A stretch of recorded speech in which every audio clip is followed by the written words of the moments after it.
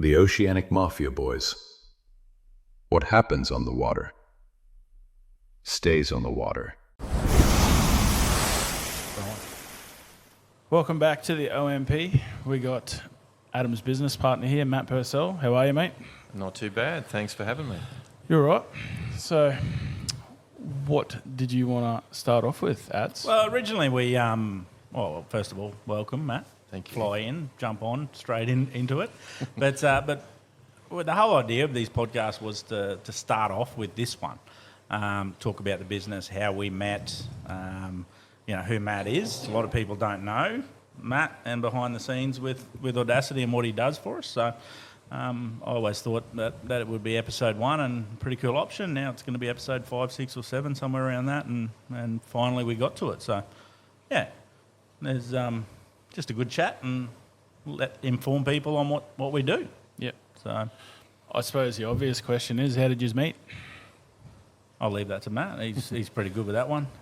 Look, I got involved in a place called Camp Island Lodge, and that was a great way to actually be introduced to North Queensland. I opened a lot of doors, met a lot of amazing people, and essentially we were looking at starting up Camp Island Lodge as a way for people to get away and do some fishing and have a good holiday. Now, I didn't know the first thing about fishing, really, and so I looked through the phone book and found AFS fishing charters in Townsville, and then rang up with, well advertised because it started with A, so it was right up the front of the phone book, and then rang Adam, and he came down and essentially did a job interview with my 14-year-old daughter at the time. Yep. And so she'd never really done much by way of fishing, and Adam turned up, and I said, right, so you have to make her happy and have an enjoyable weekend. And she came to me later that weekend and said, if we ever go fishing again, can he come with us? So I said, righto, well, looks like you passed the job interview. So, and that's how it kind of started. We did a few trips out of Camp Island, and then we've just had a whole bunch of crazy ideas subsequently, some of which we've followed up on and some of which we've still got in the pocket. Yep. Oh, that's It's a big list. Yeah. Yeah, our wives love us for it. Yeah. And what's your background like coming away from fishing? So I'd love to come off as the shady business guy from Southeast Corner, but I'm not really. I'm just I'm actually a doctor. I'm an anaesthetist by trade. I'm just a guy from Brisbane who ended up here accidentally. Yep. And I still live in Brisbane, still work in Brisbane. That's where most of my life is. But I ended up having a lot to do with Townsville accidentally. Yep. And then essentially, over time, my sort of connections with Townsville have just grown and grown. And both my daughters live and go to uni up here. Or my eldest is now working up here as of next year. So so that's how I've come to be up here. Yep. And we love it. Yeah. We love it. It just gets us out of our head, and we enjoy the tempo of the place and the people, and we very much enjoy coming up here. Well, if Adam was the first person you met from Townsville, the benchmark was pretty low. Yes. Definitely. Definitely. Yeah. Got my heels in. Yeah. We've met so many more people with less hair. Yeah. Yeah. Including yourself. It's got less and less too. And so from Camp Island, obviously you sort of come up with a plan and sort of moved it into Townsville and out of the Hinchinbrook as well. Yeah. So. The first dumb idea that we had was that we thought we might buy a 37-foot Kevlar cat to use out of the island to get clients to the reef, and that didn't quite fly. But we bought the boat anyway, because Adam convinced me that we'd be pretty good at running a sports fishing charter out of Townsville to and from the reef, and we could see some value in that, and decided to pursue it. And so that's essentially how Audacity came to be. These guys up here that have basically just built the brand, and I've just lended a hand basically from Brisbane. Yep. Yeah. a bit more than a hand, but yeah, we'll call it that. Yeah. Yeah. But in the full story, we can blame Emma for everything that's happened between Absolutely. then and now. Like Abs- it's all Emma's fault. Absolutely. So when Leah looks at you when you come up with a stupid idea, Yeah. you turn to her and go, well, it's actually Emma. Yeah. You've got to worry about her. No, absolutely. There's a long list. Yeah. And like, you've put together a pretty good crew. Like, we were just talking before the podcast, like with Deeks and that, like, it is a family. Yeah. And like, that's the feeling I've gotten from the place since I sort of first come on the scene with the podcast with yous. Yeah, look, that was I'd sort of made the decision early on that if we were going to have any of it, it was going to be that way. I've I got plenty of stuff to do in Brisbane, and as a full-time anaesthetist, I'm pretty busy anyway. Mm-hmm. I'd have no interest in coming up here and being involved with a business that's got a bad feel to it. Yeah. So the whole idea is that you create a good culture, family-style atmosphere. We look after each other and we look after our clients, and that's just the central tenet that runs through the whole thing. Mm-hmm. I'm very proud of our guys. Like they're great blokes, and testament to Adam and Sue that that we've got that sort of culture here that people do want to work for us. So yeah. Yeah, from my side of it, it's always just if you've got mates working for you, then it's a lot easier or with you. So that doesn't just mean other skippers. It's your deckies. Everyone's a good mate. So part of the family, and we go from there. Yeah, and we've had people cycle in and out too. Over the years, we've had other skippers that are no longer sort of with us on a regular basis, but they don't leave the family either. Yeah. So we still catch up when we can, and they still have involvement with us. So yeah. Yep. Cool. What's the next thought?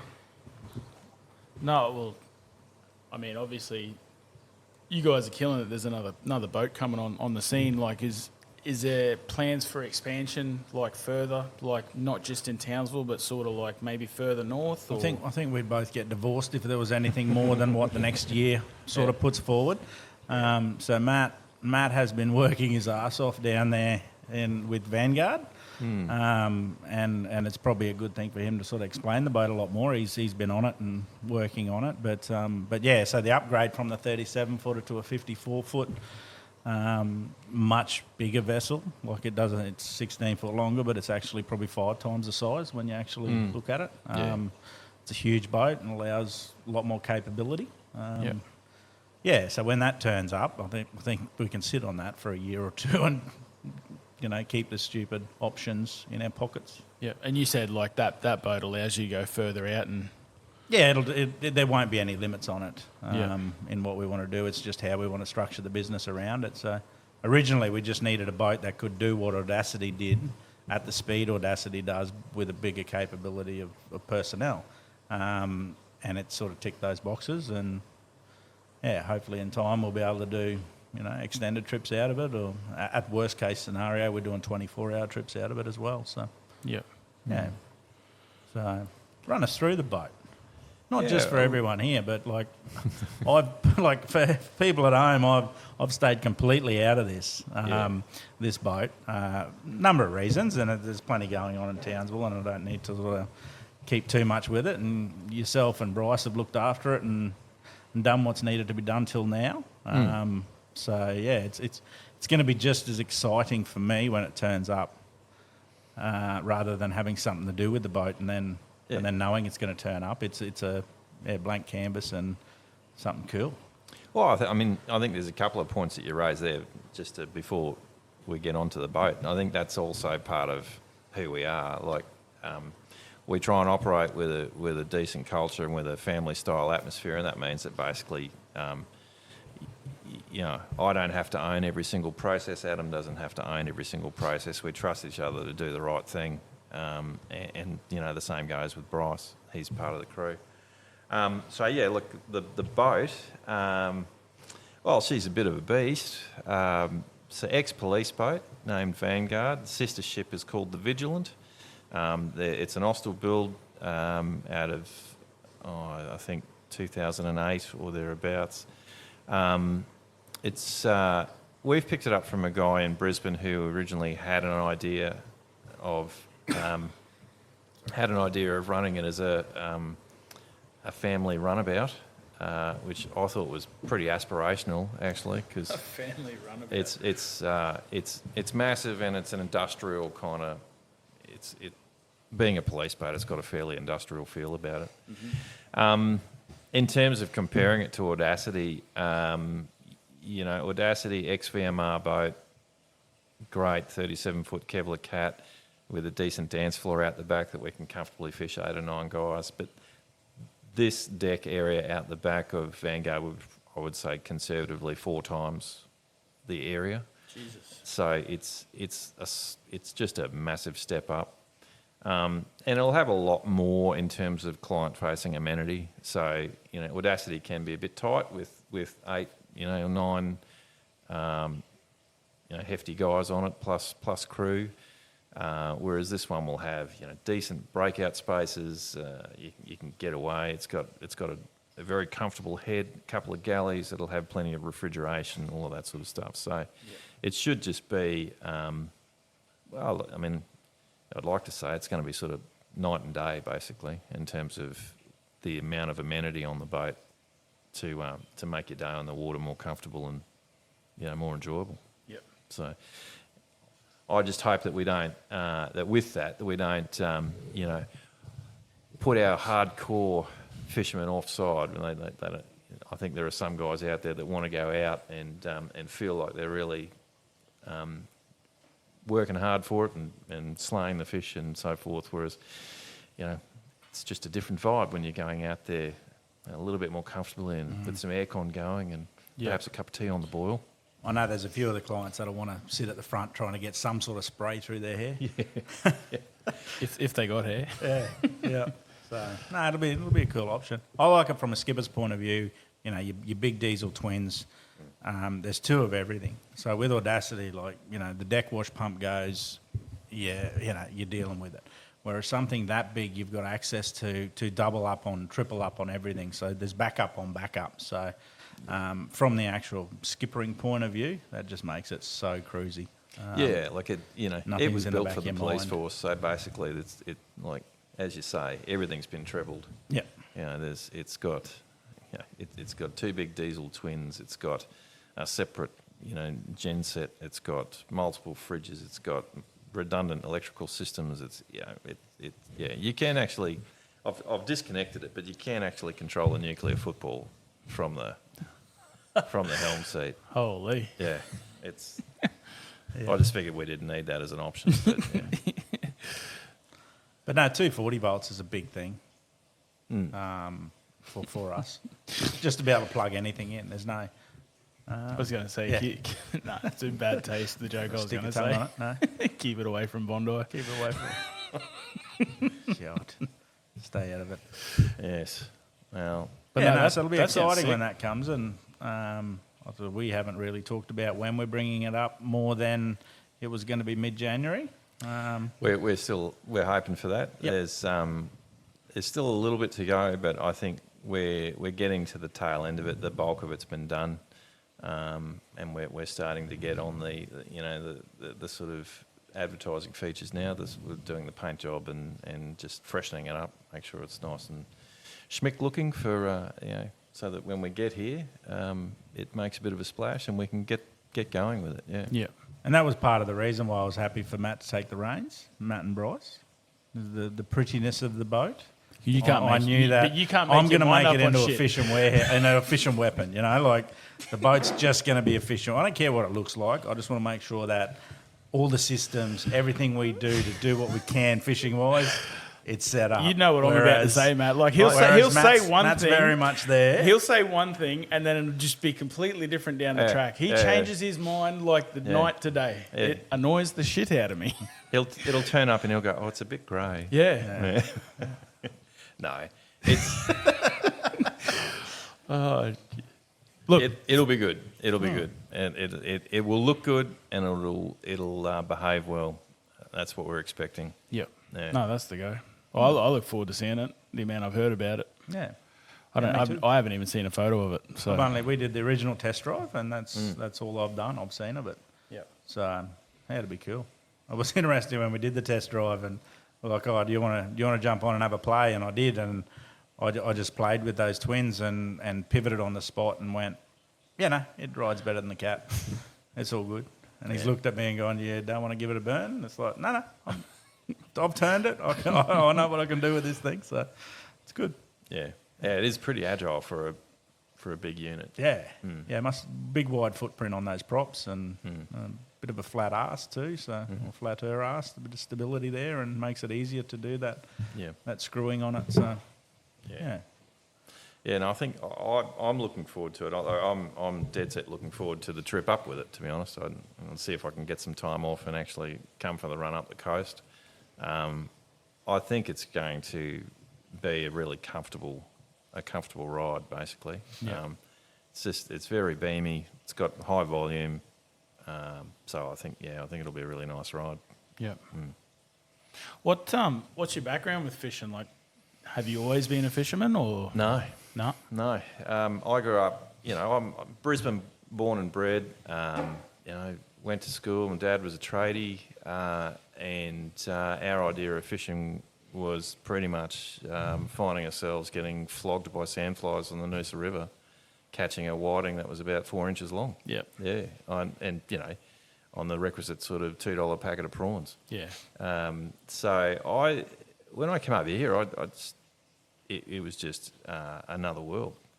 I remember the first time I came up here, I was with a mate of mine, and I was fishing on the reef off the back of his boat, and I was dutifully, had my finger on the line just to feel the bites, and he just looked at me and said, "Mate, you don't need to do that.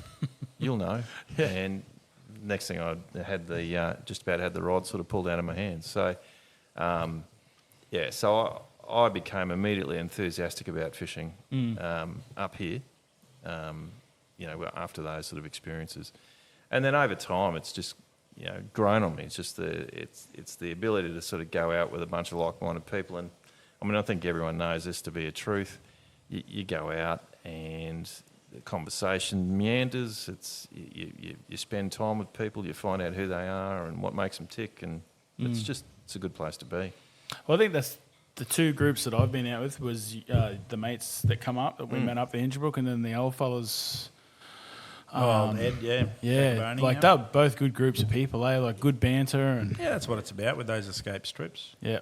I'll tell you what, Bryce made me feel like this big butt watching him just smash fish when we went out there, and then I was struggling. I'm just like, far out, I got like 100 kilos on you, bro, and No different. You're to making me Deacon look like a and having pussy. go at you with barra fishing either. Deacon can shove it up his I think ass. it's just all Audacity staff members and probably make you look pretty small when you come to fishing.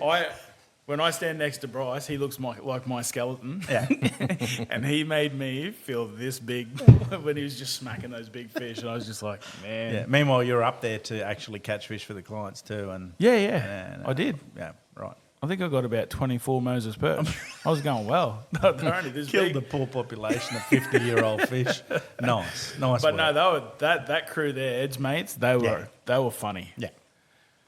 I think we were winding up fish, but trying to hold them poor bastards up as well, because one of them nearly lost their balance over the thing, and I sort of grabbed his shirt as I was winding in the fish.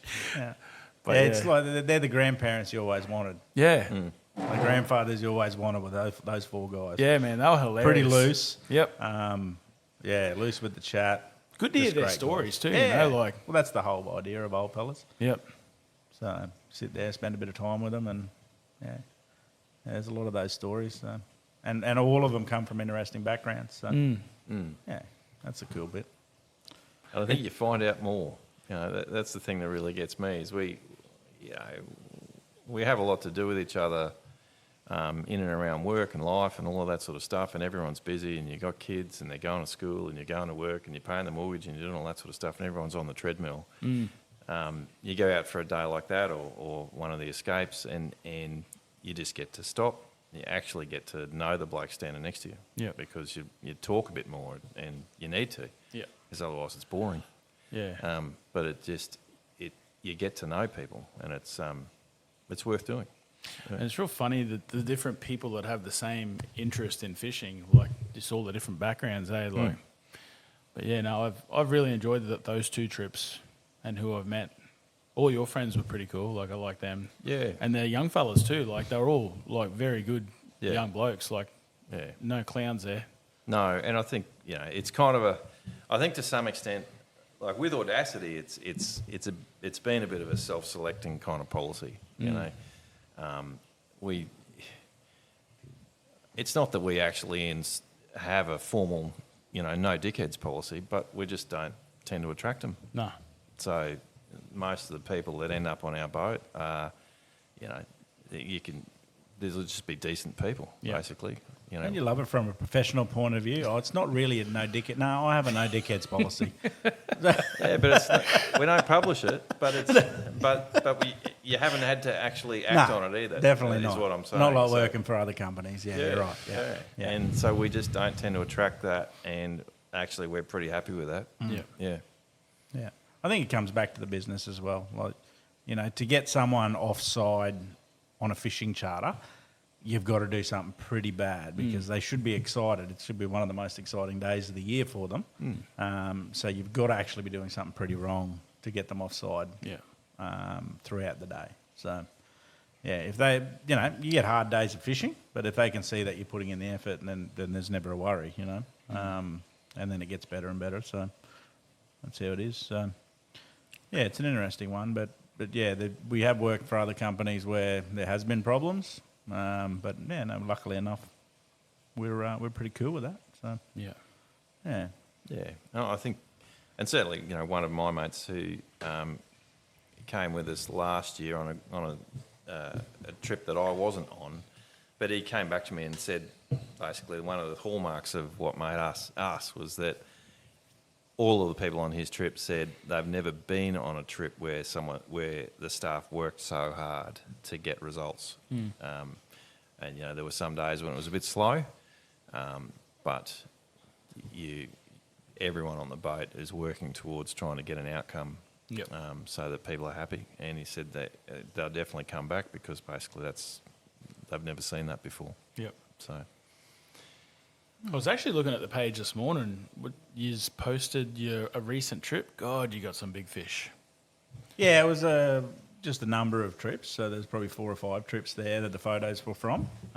Just random photos just for the clients. But there's some good fish there. Yeah. I think Bryson Deacon was saying they weighed in a 12.1 or a 12.3 kilo red emperor. Yeah, I was looking at that post. Like, there's some good fish there. Yeah, there's been some quality out there. It's been interesting last month. That young fella, if he pulled in that cod, he was doing well. Yeah, no, he did. Holy. He did. Well, I'll need a picture of that. Yeah. Because it took 2 guys to pull in the cod up at Cardwell. I know the guy who pulled that one in, and I'll be forwarding it. I'll send that to you, but there's a difference between a 13-year-old kid on a land, from a cattle station, to a 40-year-old surgeon. Yeah. Slight difference. That's my mate. Stamina. Yeah. So. But no, that's... What's that one? Stouty. Oh, he's your mate? Yeah, played cricket with him. He was at Brothers back in the day. Yeah, okay. Would he class you as a mate? Or? I actually ran into BCF the other day when I was buying that new sounder. So we don't need to go into that new sounder. Already copped enough of Deacon. Yeah, no, we don't need to go there. You make your decisions.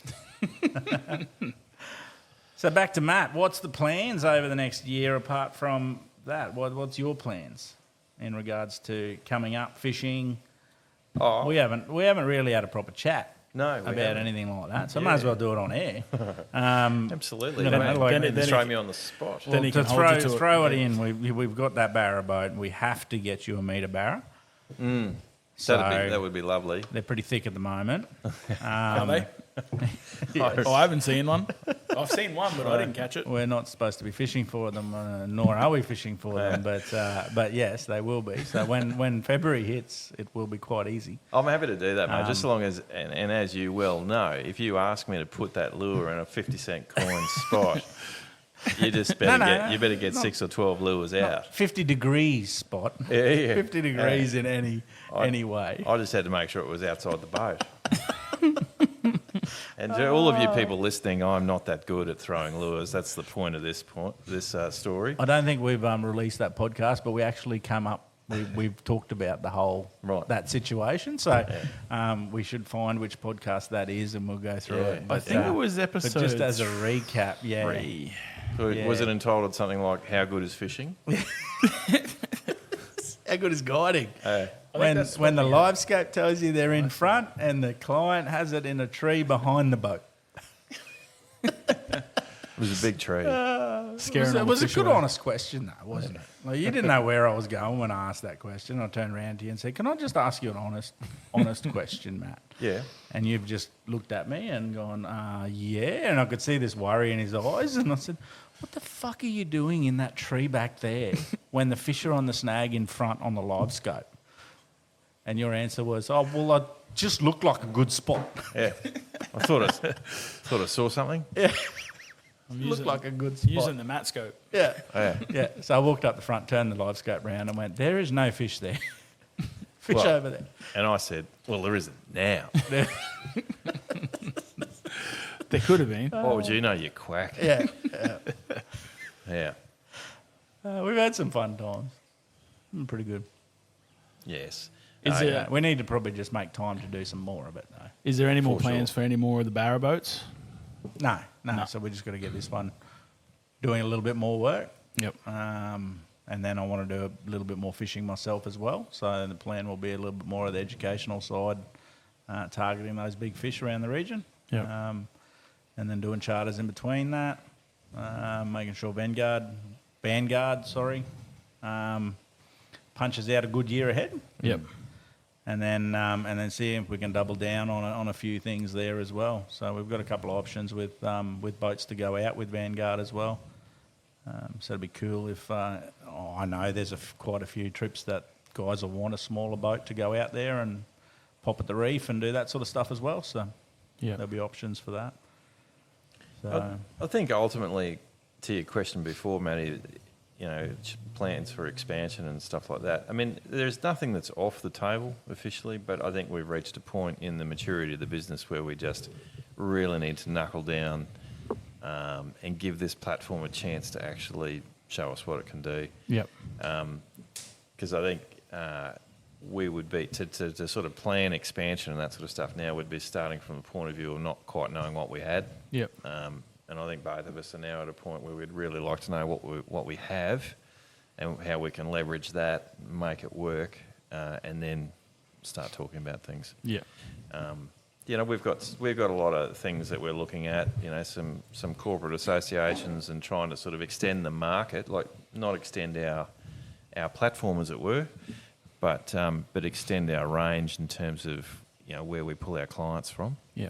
We'll always look after our local diehards. We love all of them, and they'll always have a spot on the boat. But also, we do want to grow the business a bit, so we need to start looking at basically farther afield. And to be honest, Townsville's turning into a really good place to come and have a break. Yeah. And we want to try and get on that ride and get a few people out of the southeast corner, like my mates, for instance. Mm-hmm. They've certainly had, in this day and age, there's a lot of people who go to the South Pacific or to Bali or to Asia, or there's any number of ways you can get overseas.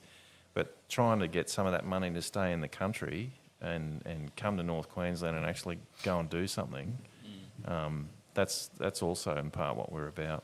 Yeah. And I haven't had a bad word said about it since my mates have been coming up and coming out on the charters. So I'd like to give the rest of Australia the option to go and do that as well. Yeah. That setup that you just do up at the Hinchebrook with the big house and just sit around like a big family at the end of the day and talk about stuff. And at the end of the trip, you gave stuff, like had prizes. I know it was all a banner thing, but just makes for a good week. Eh? It's good all around. I think if more people got to experience that, it'd be awesome. Yeah. I think the other bonus is looking after the area when we're up there as well. Yeah. I brought that up this week in regards to Townsville Enterprise doing some trips up there on the tracks, on the Thornburg Trail and that sort of thing. And, they're just bypassing the local economy. And, that doesn't ever sit well with us. As a whole, it was something that Matt sort of drilled into me from day dot. You go there, you support the local guys. You don't buy everything from Townsville, run there and run a separate option. You go there, support the locals, and they'll support you. So something we want to do moving on is do those trips and keep that going, and build their economy as well as ours. So it's just just that sweet little cream on the top, knowing that everyone there is happy to have you because you're sort of looking after them as well as them looking after you. So. And for people that don't understand what you're talking about there, you did make a big post on it. What is Townsville Enterprise trying to do that's not good for that region? So I think from a basic point of view, I think the Ingham Council has got into bed with Townsville Enterprise just to boost their region. My thoughts on Townsville Enterprise are mine. I probably shouldn't air them because it's probably not a good thing. But in regards to it, what Townsville Enterprise have done is boosted this campaign and have booked out permits and these trips on the island and made them a world-class option. Well, don't get me wrong, what they're doing in regards to the island is cool. They're getting visitor numbers up and doing what they need to do. But they're leaving from Townsville. They're bypassing all the locals. They drop them off. They take them over to the island. And then when they return after their 4-day trek, they just bust them straight back to Townsville. So the local economy is not getting any value out of that whatsoever, as well as the council paying Townsville Enterprise for that marketing. And then Bev, one of our regulars, her daughter tried to actually get on the other day and book one of the trail permits, and it's booked out now. So even the locals who want to go on the island, I think she was saying May till September, it's booked out. It's done. Jesus. So they've ruined it for the locals as well on top of it. So it's just an interesting one. I just sort of think there should be more benefit to the locals. If you're going to do that 4-day trek, we'll at least stop and use a hotel and a restaurant in the area, and then come back to Townsville. So that never sat well with me with what we do. It costs us more supporting the locals than it would if we just ran it out of Townsville, but that's because we enjoy it that way. It's not about the actual money side of it. It's just about having good people and being around good people. It's crazy that they choose to kill their own economy. Not kill it, I but not help it. I don't think the council has understand. The council understood what Townsville Enterprise was starting to do, and I'd love someone from Townsville Enterprise to actually call me and talk about it and see if I'm wrong. But happy to have them on here as well. It's pretty plain and simple that's what's happened. Yeah. I think you can look at it differently as well. I can understand from one perspective that that they might be chasing what they think is a premium product, and I get that. And if you look in hospitality world and say premium product, then you're looking at 5-star ratings and 6-star ratings and that sort of stuff. I guess the thing that we've actually learned is that there's plenty of people who just want to meet people who live here. Yeah. The reason we use the locals is because it's not vanilla. Yeah. A flash, incredible, hotel or a place to stay. Well, there's dozens of them in every city around the world, dozens of them, and they're all very similar. And it's great that that Townsville's leaning into that. It's fantastic because I stay in some of them up here when I come up, and it's lovely. And so you can really understand that you're wanting to sort of push that product.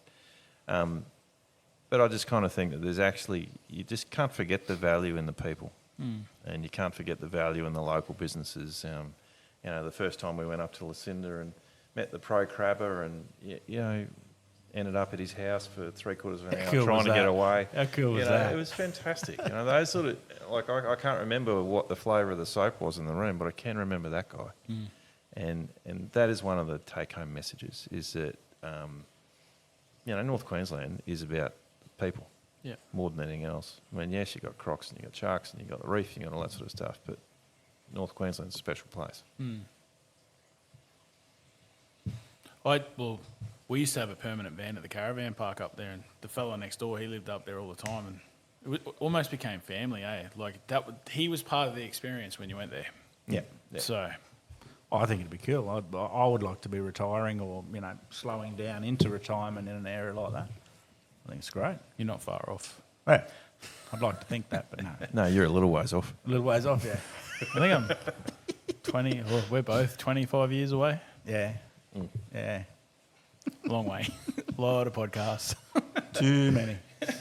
Too many. But yeah, so that sort of area, just, I don't know. It's just peaceful, they're good people, and yeah, when we come in and they roll the red carpet out, that's the best bit. So, you know, especially school holidays. The kids come down, have a chat, see what fish we caught. That's cool. Townsville needs that back. So I remember the old quarter deck. So you'd go down there for dinner, and the game boats would come in. So you'd go down and have a chat. Yep. I remember even coming back off a charter when I was 13 with the old man, and a family came down and asked if they could buy one of the fish whole. And it's like, well, we don't really have that anymore in Townsville. So it'd be cool to actually build that again, one way or another, whether that's at the marina or at the sail club or anywhere there. I think that'd be all right. It'd be just an awesome atmosphere just to have a group of 10 people come down, have a chat on the back of the boat, and that's what we get out of Lucinda. So that's why we, you know, one of the many reasons we keep going back. I've always said I wanted to retire in Lucinda. Yeah. It's been one of my favourite places forever. Yeah. Yeah, no, it's good. But even the pub, like, you know, that pub that's there, where we went for dinner that night, the feel there was just like really cool. Yeah, it's just raw and local. That's just how it is. Even when you were having your bets on who was paying for the oysters. Yeah. Yeah, flip the coin. 3 nights in a row I got heads and I didn't have to pay. Love it. So what about you? What's retirement dream for you if we're both going to be living in Lucinda? I mean, you're on a yacht boat. On a yacht. Oh, I figure I'll Sailing probably boat, catamaran? I'll probably be about 107 when I retire. Yeah. No, joking. Well, someone's got to pay for the next 5 boats. I don't know. I've a slightly. I'm not in a hurry to retire. Oh, you've been bored shitless. I feel very, very lucky. Like I'm just very grateful. So my work as an anaesthetist is good. It can be high stress and all of that, but for the most part, I really like the people that I work with, and I get to go to work and spend it with people who I would quite happily go and have a beer with or go on holidays with, and have done that. So I'm just very fortunate like that. And then that's given me the opportunity to play with these crazy ideas, like fishing charter businesses and so on. And so I'm not in a hurry to stop it all at this point in time. I reckon I've got for an old dog, I've still got a few years in me yet. Yeah. 2 more boats, 3 more boat fit outs. What are we looking? That's right. That's retirement. That's right. Buy another boat and then Florida Boat Show. run it. Yeah, we've always promised that. Yeah.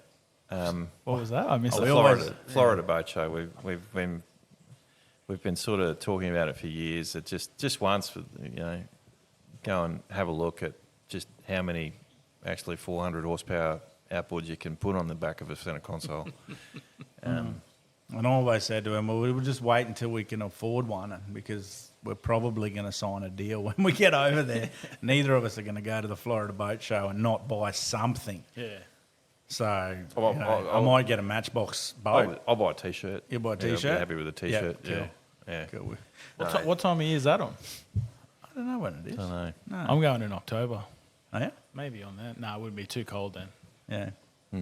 No, it definitely feels like a summer kind of thing. Yeah. Yeah. Yeah, no, it'd be a cool option. I don't think I told you yet that I'm going in October, but yeah. No. But that's all right. I'm not going to hold it against you. Go wherever you want. You're not my wife. Vegas. Vegas. We can't talk poker. Play poker in Vegas. Love it. Love it. Well, Vegas has always been the dream, but yeah, we won't go into that. I'd love to live in Vegas. I reckon it'd be awesome. Yeah. No water, no fishing. Just, No thanks. that's a that's a That's the different. only thing that stops me from moving to Brisbane is like the fishing. Because I was going to Brisbane last year, and then I thought about it. I was like, oh, there's no fishing. Like there is fishing, but there's not the fish. Well, you quality probably fishing catch over just here. as much in Brisbane. The way I've been running last couple of weeks. Yeah. You Yeah. wait, I'll Since start day catching dot. fish, and you just won't be able to keep up. I go No, I through don't think we'll get to I that go stage. I go through my lulls. I don't think we'll get to that stage. No. Yeah, hopefully it'll get better. But I don't think I'm, I'll be like sitting I there keep going, telling you, mate. I'm "What only is on the Matty fish. I'm doing?" only on the boat for comic relief. And it's comical too. Well, I mean, I know he's having a go at you, but I would just like to say for the record, I'd still like to go back and get my lures out of that tree. Maybe it's a Matt thing. Yeah, it was good that he saw the frustration too. You know, like from a business point of view, we lost, $300 or $400 worth of lures that week, all up in the trees and not in reachable height. Well, 6, 7, 8, 9 metres high. So they weren't. You couldn't get them back. I think I lost a few the other day. Went down to Horton. I get it. Sometimes you get a rush of blood. Whoosh, bam, it lures up the tree. Sorry, boss. Can I have another one? Or as you do when I'm on the boat, I just hand my rod over the whole lock, stock and barrel to Adam. Yeah, I just passed. Well, that's what you're one. paying him for, eh? Jig, jig, jig. Yeah. Maybe I'll start doing that. Yeah. No, it won't work. I'll just hand I'll you back throw your your rod overboard. I'll hand you back your Calcutta that I use all the time. No. No. Yeah. So, is there any trips planned? Obviously, non-barra season is pretty hard, but like, is there anything planned for the Hinchinbrook or anything? It's Next just a couple of matter of how that weather goes with the rain over the next week and a half. So we need that real hot weather to make the jacks fishable. It's like you're going to go up there and just catch too many bar if you're fishing and it's a bit cooler. Yep. So you want those 36-degree days up there to chase that. Bryce is out on Audacity the next 3 nights, and then I've got a couple of days there as well. After that, that'll be booked as well, so that'll be pretty cool. A good little stint before Christmas. Yep. Yeah. So, You and Deeks went out the other day. Did you catch much? yeah, we just some threadies. Had to play around. Yeah. The fishing's looking pretty good for the region. It'll be interesting. Would have been nice while Matt was in town to have a day. We really got to tie him up for a day when you come up. Every time you come up, it's just busy, busy, busy. I understand it. Wow, Even now, yeah. we're doing a podcast, and then he's going to go over and fix a fence. This time around, it's been more about my kids than anything else. So my eldest graduated out of JCU yesterday. So Congratulations. that was very cool. And so this whole week's been about getting that done, and yeah, it's been lovely. Yep. So so there's always plenty of things to do. We've got plenty of stuff going on. I don't envy how busy your The life is, mate. man never sleeps. No, it's all good. I enjoy it. I thoroughly enjoy it. And my rule of thumb is play hard until you can't. Yep. You might as well keep playing though. True. So a couple of real random questions. How about what's your best fish? Just for the people at home, just to get a little bit of an understanding of your fishing point of view. Okay. Look. Okay. So my best fish actually occurred. My best ever fishing experience occurred pretty much right on the back of throwing a whole bunch of lures up a tree. In that Adam had completely lost faith with our capacity for putting lures anywhere near a fish. So he took us out into the middle of a channel and live baited a stump, which is just a tad boring. And so I got bored and I walked up the front of the boat and grabbed a live scope and found another stump that was about sort of 30 yards away and saw fish on it and thought, okay, well, I'll just throw something at that. And managed to have for me, what was a sentinel moment, I threw the lure, it landed just beyond the stump. I could actually see the lure walking over the stump on the live scope, and then I saw the barra turn on it. And then I ended up with a, 72 centimetre barra? Something like that. It was like a reverse proud dad moment. Yeah. He'd gone up and worked it out, and then caught it all on his own. And I was like, I think I run up the front and slapped you on the ass. Yeah, it was something. I was just like, I looked at it and went, wow. It was something like that. You did well. Yeah. But that was just hands down my finest fishing moment in terms of just like sort of understanding, wow, that's what it's sort of supposed to be like. That was very cool. Yeah, look, I mean, to be able to, and I can sort of see, the difference between fishing and angling in the skill set that you see, with people who know where the fish are and can put you on the fish versus just sort of, lobbing up over the top of a rock and dropping heaps of lines. Yeah. That was exciting to be able to do that. Yeah. Yeah. What's your favourite eating fish? Oh, that's a tough one. See, because I'm from the southeast corner, so I'm not a fish snob like all you guys up here. Like, to be honest, I will put it out there. I'll eat a queenfish, and I've been told by everyone up here that that's like the rat of the sea. But I'd never eat a queenfish. if you put, I've never eaten. You have. Yeah, there's nothing wrong with queenfish at all. No, but I've never kept people one turn to their eat nose. one. I think Richard probably taught us a lot in Yeah. regards to cooking that sort of stuff. Like Queenie's going to be as dry and as a piece of chicken overcooked if you just overcook it. But if you cook it so it's only just cooked, it's soft. It's nice. look, I mean, to go to your question, I'm a big fan of nannies. Like, that's probably our go-to, and what we love to take home and keep in the freezer and pull out as we need to. But like, it's hard to go wrong. Yeah, I think nannies have a good taste, and I'm a big fan. Yeah, but that said, like the fish that we catch up here is all extraordinary. Like to us down there, it's all extraordinary. Yeah. So I would find it almost impossible to go wrong. Yeah. You throw anything coming off the reef at me, and I'm like, yeah, that's delicious. So yeah. Sent him a 20-kilo box of triggerfish the other day. He's been smashing them. Yeah, right. Would I be right in saying that your favourite destination is the Hinchinbrook? Thereabouts? Oh, look. Yeah, look. I mean, I actually, we've done stuff from Bowen to the northern end of Hinchinbrook, and I love all of it. Yep. Yeah. The times that we had down around Camp Island and the reefs off there, it's all extraordinary. Yeah. That's always going to hold a special place for you, though, Camp Island. Yeah.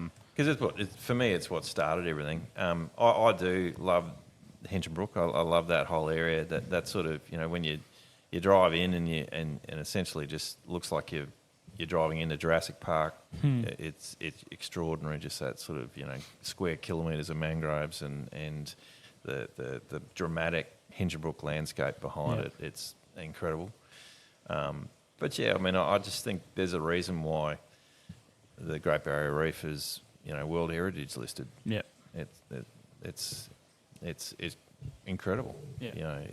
All of it. I mean, I still think one of my favourite things to do, and we've done it several times, is just to, hit those daytime lows and then, fish our way out and then have lunch on a atoll that pops out at low water, and you just, it's just amazing. Yeah. And, like, for someone who doesn't get to do that,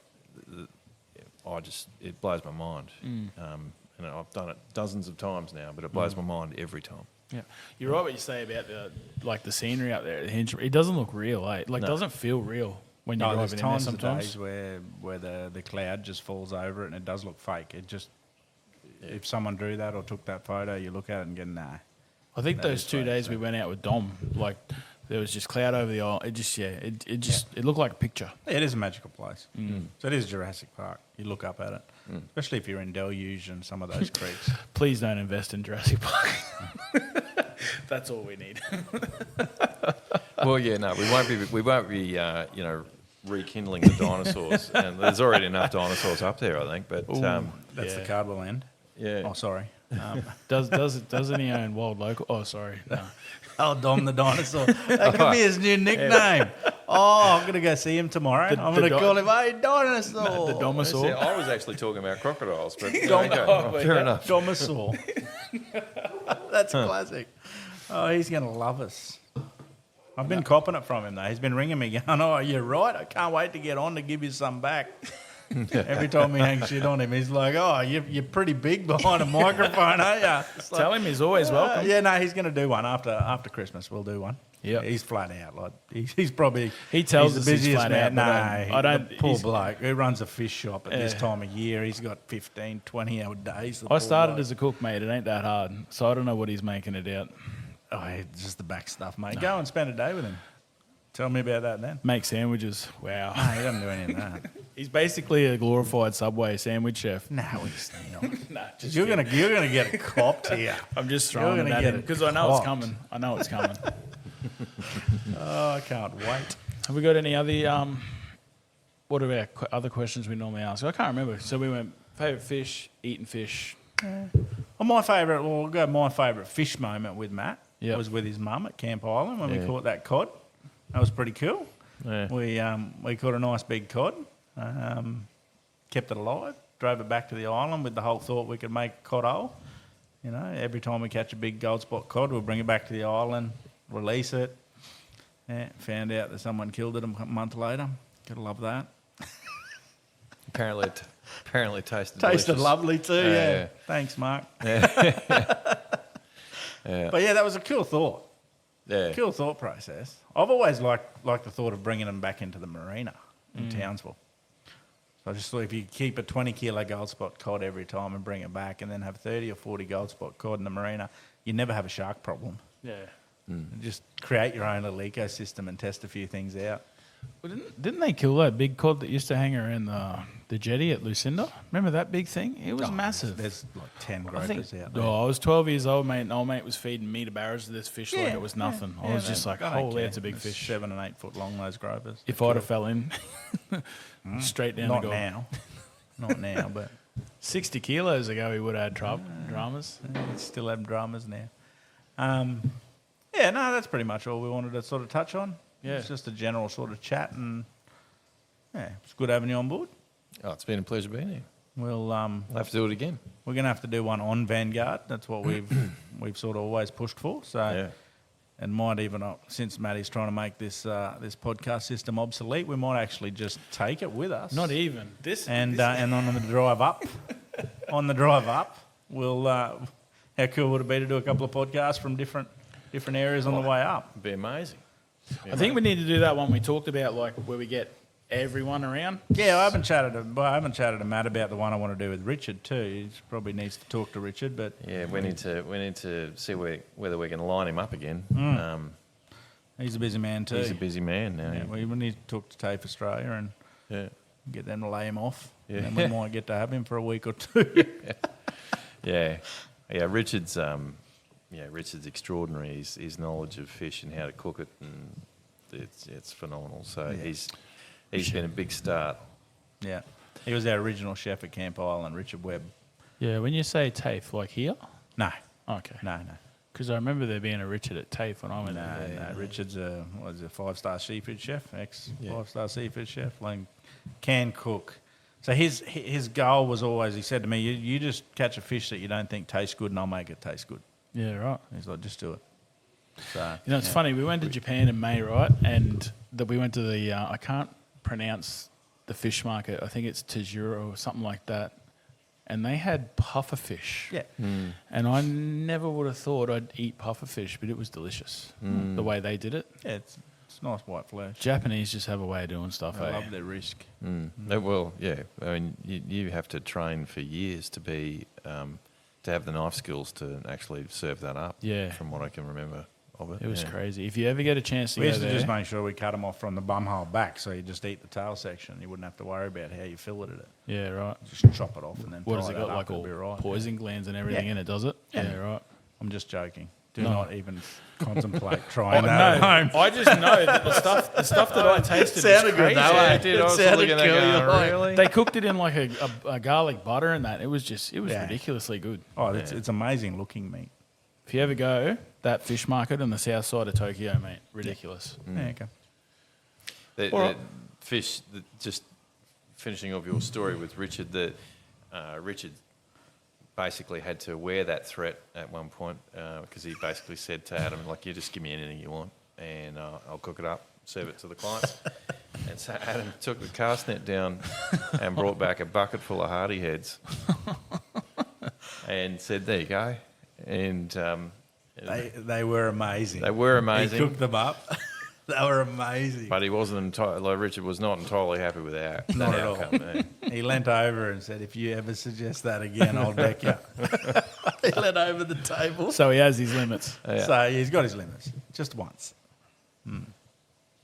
All right, mate. Well, thank you very much for your time. It's appreciated. Pleasure, my pleasure. Very happy to be here. And everyone, please, I actually just thought of this the other day. Jump on Spotify, Podbean, iTunes, wherever you're listening. And I think YouTube, when we eventually start dropping the videos, just give us a like or a rate, and because that pushes us up. So we would really appreciate it, and it costs nothing to do. So, but yeah, thanks again for your time, and we'll see you again soon. Awesome, thank you. Cheers. The Oceanic Mafia Boys. What happens on the water stays on the water.